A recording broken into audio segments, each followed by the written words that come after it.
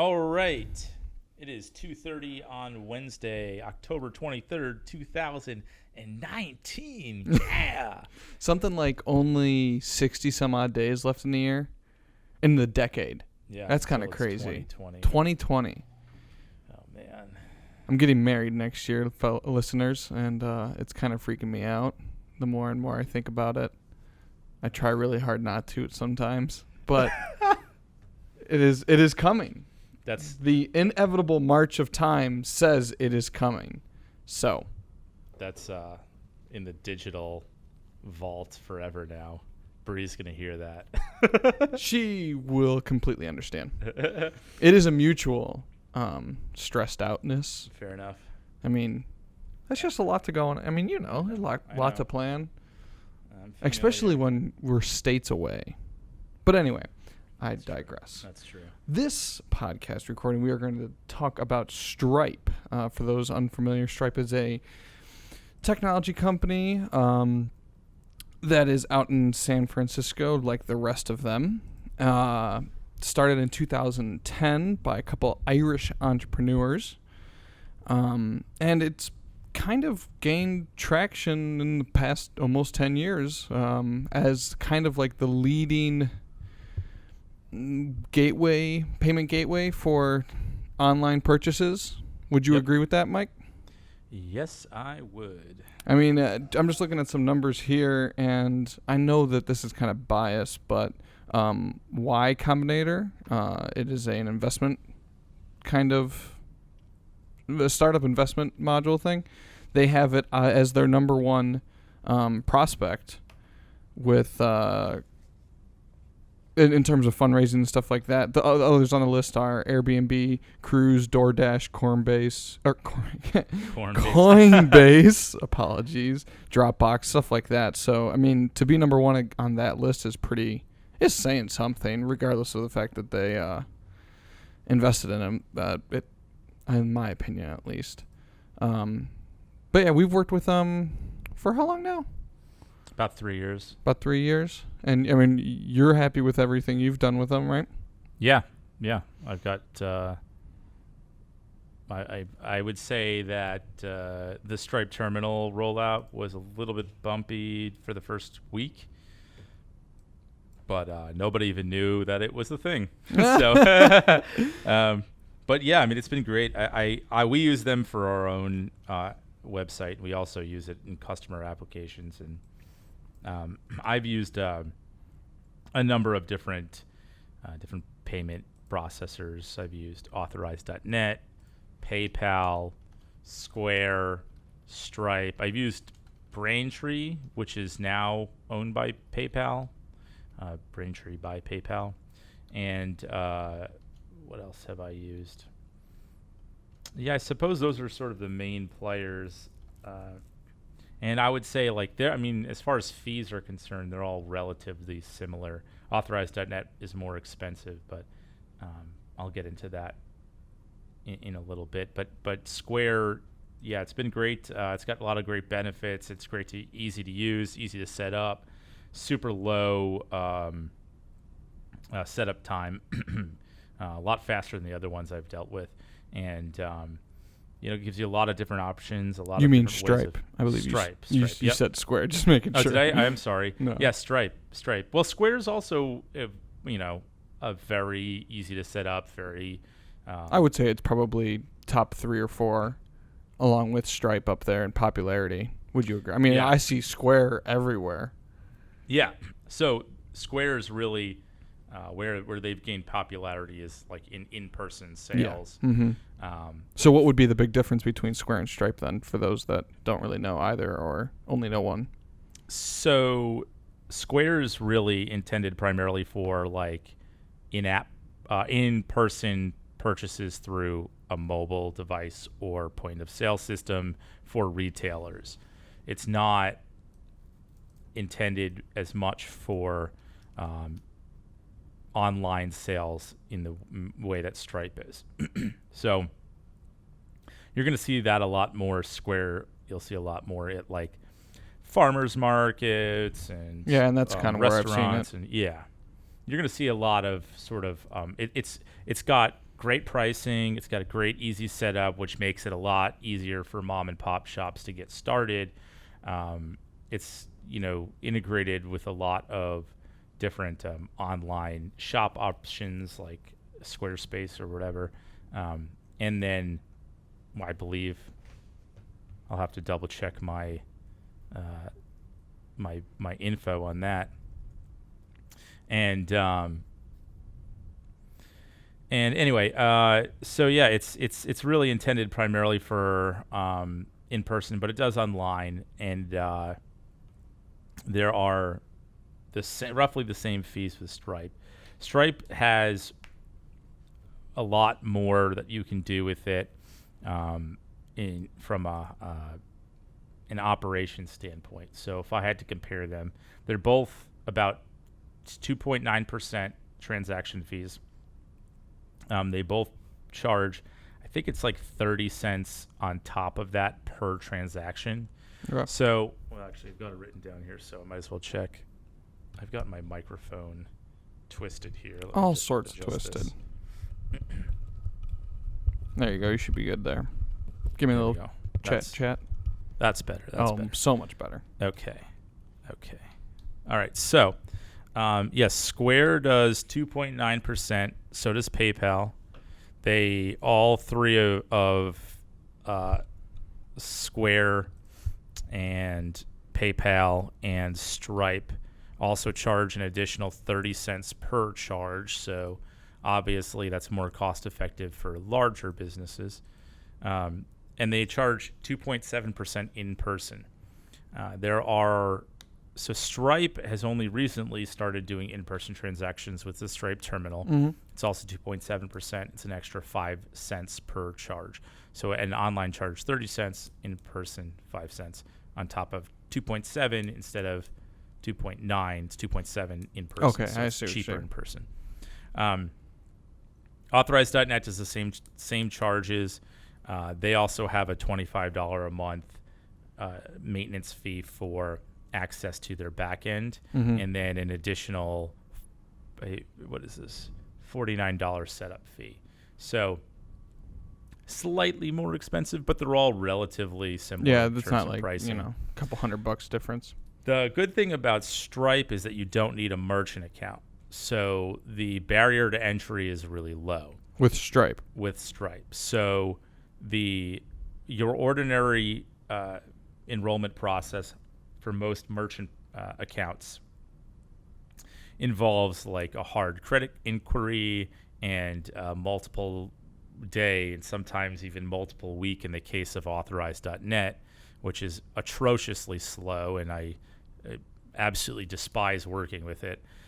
But it's still one of the leaders because it's like big banks backed. I was going to say it's got the backing. So Authorized.net has that extended validation process. It takes like 2 weeks sometimes. And then they could just flat out deny you. So they just put you through the ringer with, and then just impact your credit score and then just say like, oh no, sorry, I don't want to work with you, which is certainly their right to do so, but it's just annoying. And Braintree has gotten to that way as well. When I first worked with Braintree, the barrier to entry was really low. It was pretty easy to work with to get there.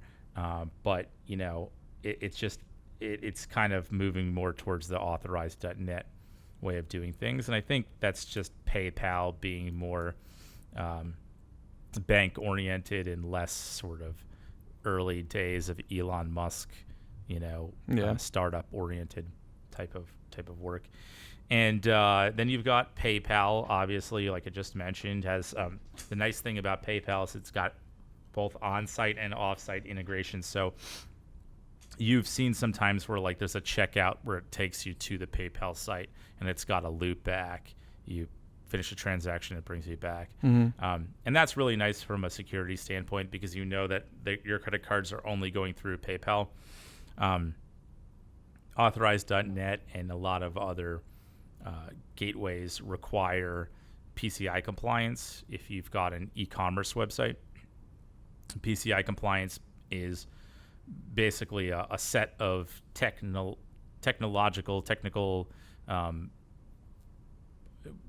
guidelines / requirements that the bank imposes on their merchant providers in order to make sure that they can be held accountable for fraudulent charges. Okay. So the bank says, like, okay, you have to have an SSL, you have to have, XYZ security requirements. It's usually related to password handling and things like that, and encryption and things of that nature. And then for the most part, it's just, here's a checklist of things that you're supposed to be doing. Check off all of them, sign at the bottom, and say, I assert that all of this is true and that I accept responsibility for any fraudulent charges. And then this way, because the banks are FDIC insuring or FDIC insured by the government, the government holds the banks accountable for all fraudulent charges, regardless of who it is who processed the card, because that's how it works. So Joe Schmo's retailer down on Broughton Street charges a credit card and it's a fraudulent charge. The bank has to pay that charge back to the individual who was defrauded according to federal regulations. So in order to pass the buck to the merchant so that the merchant has to pay that, the bank holds them accountable for in a contract law. So they pass blame down the line. Right, they're passing the buck. So those PCI regulations are really not that big a deal, but a lot of people are terrified of them. And so and they're not federally recognized, by the way. They're just I think there's like 2 states that recognize PCI as a law. That's like binding. Yeah, I could be off with that number because I'm a few years off on my data, I'm sure. But last I had checked, it was something like 2 states. Regardless, not all. Right. So the banks, bottom line is the banks enforce it on the merchant, and to some degree that actually only almost concerns them a bit more than if it was a legal issue. There are massive fines that can be impacted upon you, or you could be subject to massive fines if you're in violation of PCI compliance from the bank. In any case, so that's why they're usually a little bit scared of it. And so it's nice to have off-site credit card processing like PayPal, but it creates a really awkward user experience. And so that's why you see a lot of people who go with like Authorize.net or in this case Stripe. So the nice thing about Stripe is they have something called Stripe.js, which is a JavaScript-based embed form that submits credit card information through an iframe through it via an AJAX call to a remote credit card processing script over on Stripe servers to return a token. So it does tokenization credit card processing, which means that all of those actions are happening entirely over on Stripe, which means that you do not have to be PCI compliant in order to actually have a credit card form directly on your webpage. Oh, okay. Which is nice. Yeah. Because it's a really good user experience. Yeah, it means less work for the user to put in and pay the stuff. It's the same amount of work. Well, I mean, compared to like PayPal. Yeah, because they don't have to go to PayPal, log in. Yeah. From a user's perspective, for sure. Yeah, it's fewer steps. But from a developer standpoint, it's equally simple, and it creates a nicer experience for the user, and it's just good for branding, But what's really nice about Stripe is, so that's really kind of how they got popular, was by allowing these sort of on-page embed forms that don't require PCI compliance. They do have an API. If you're using their back-end API, you still have to be PCI compliant, though. And that kind of gets us to the next thing, which is, so they have not been in point of sale, the point of sale market in the way that Square has been. And so that's going back to your question about differentiating between Square and Stripe. And so up until today, if you had to break it down, you would say like Authorize.net's got the big banking backing, and that's pretty much been the gold standard. PayPal's got multiple different methods of credit card transactions, and the fees are relatively the same. But for the most part, people who don't want to be PCI compliant have to use off-site credit card processing transactions. Stripe has managed to bridge the gap between the both of them by providing a well-funded, PayPal's really well-funded, don't get me wrong. Yeah. And it always has been. But it provides a well-funded, high-quality, well-received technology that also allows for on-site transactions without the need for PCI compliance. And to take the next step, PayPal, low barrier to entry, Stripe, low barrier to entry, Authorize.net, high barrier to entry, and Braintree by PayPal, high barrier to entry.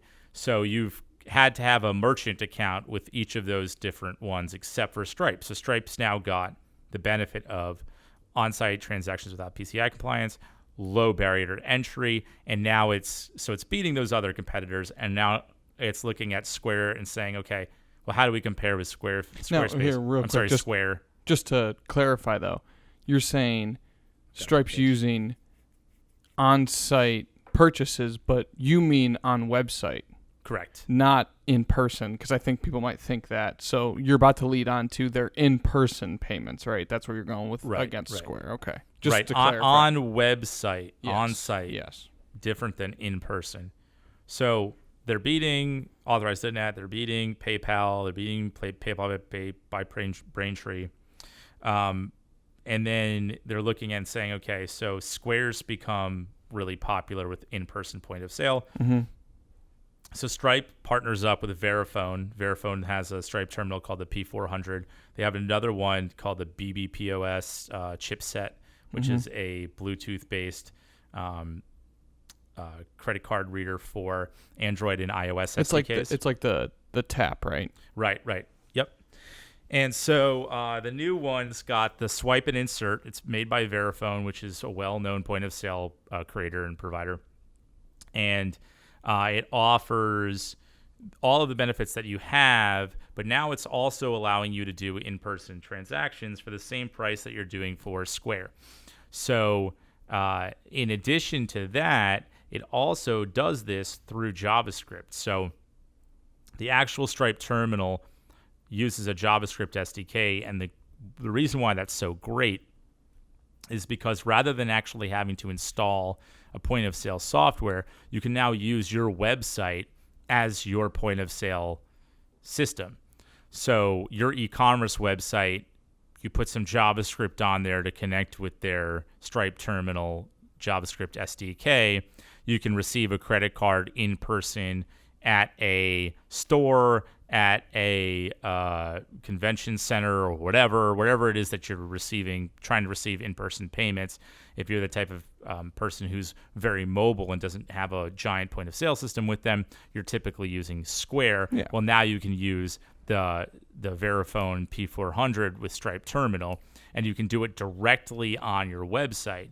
So not only do you have, it used to be that you would have like a point of sale system that communicates with your ERP, or your enterprise resource planning is used by your stock management, warehouse people, whatever logistics team you've got behind that. And then you've got an e-commerce portal, and then that connects to your ERP connects to your point of sale, your ERP is being managed by your logistics, and it's all sort of tying into one another, and it's a lot of work.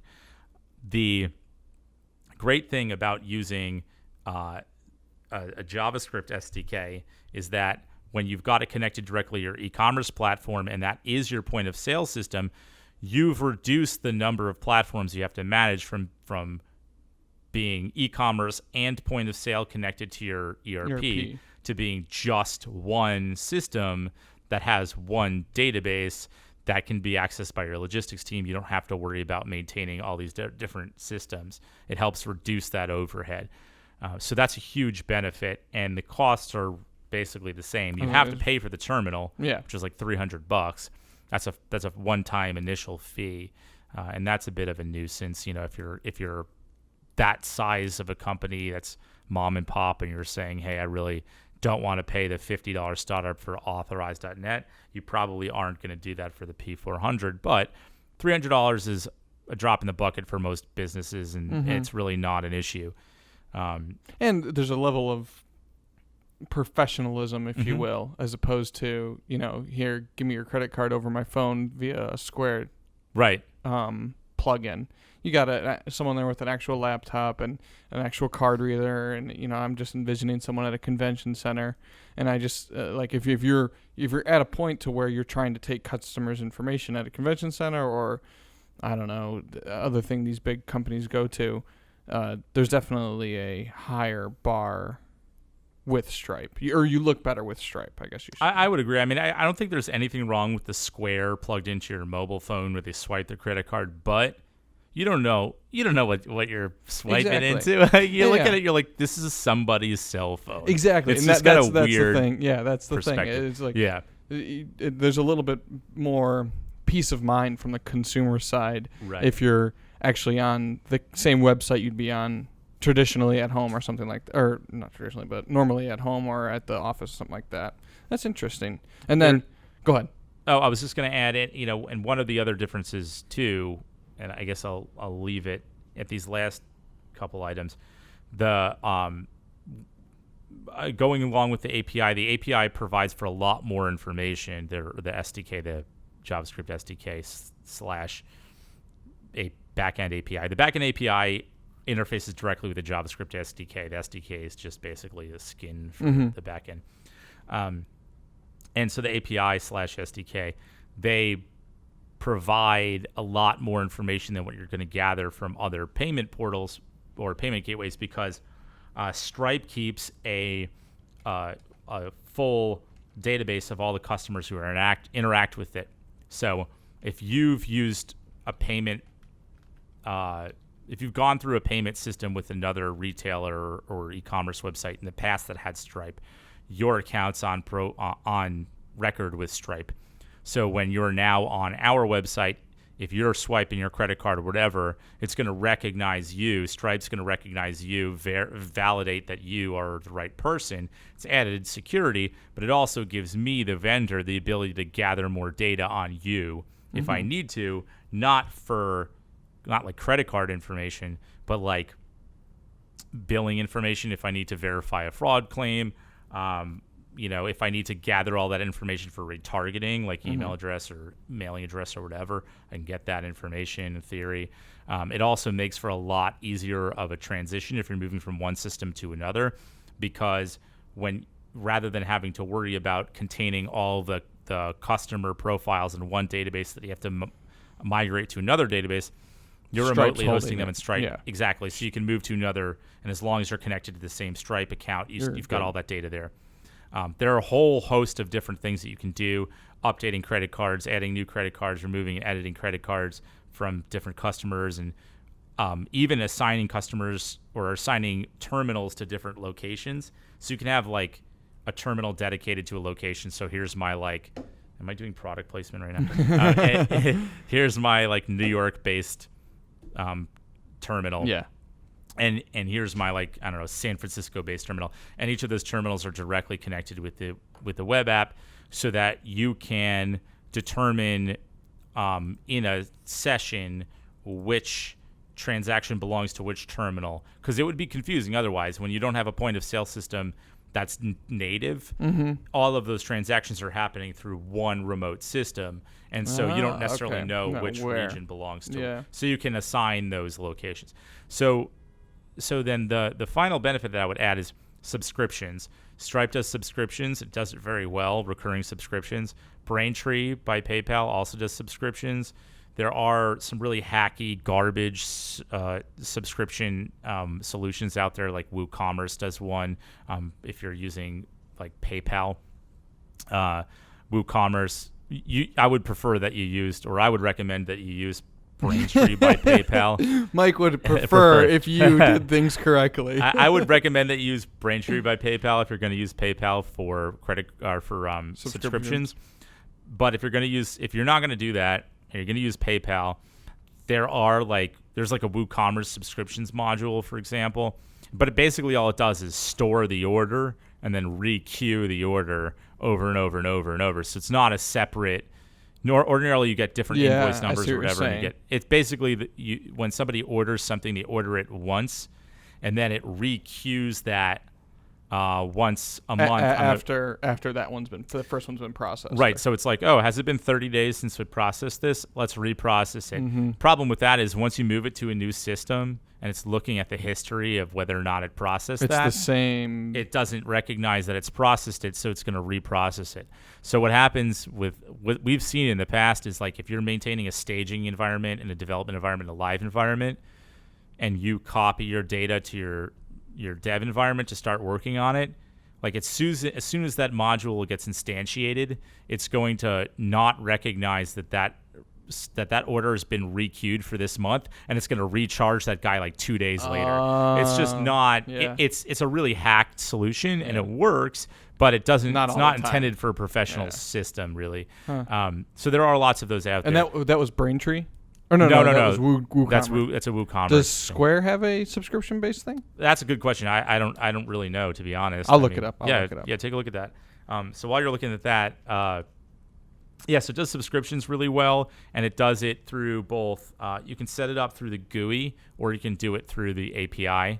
And I would say that the actual interface for subscription management and just the whole backend management is.